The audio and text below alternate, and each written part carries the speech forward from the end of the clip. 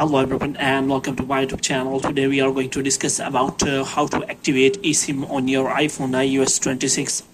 So if you want to use your eSIM because you have do not access to the physical SIM or you are traveling to a different country and you want to use the eSIM for in that country, so how you can activate that eSIM. So there are many methods available to activate eSIM on your iPhone. So there are the method is QR scanning.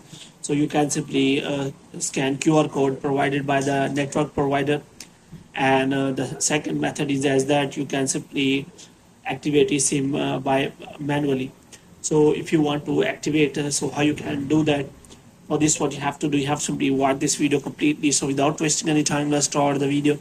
So first of all, what you have to do, you have to simply make sure that you are connected to a proper Wi-Fi and internet connection.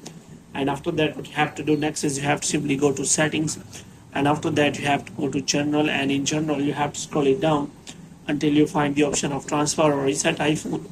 And here you have to click on reset, and you have to reset all of your network settings, and after that you have to go back. Now what you have to do, if you want to simply activate eSIM, then you have to simply go to mobile services, and after that you have to go to down and you have to search for add eSIM.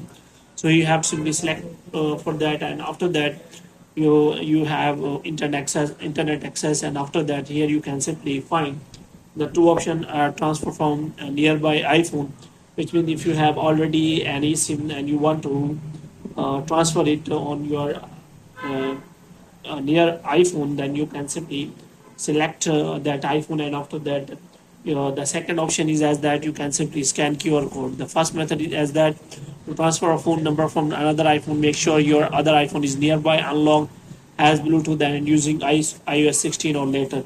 So you have to make sure that you follow all the instructions.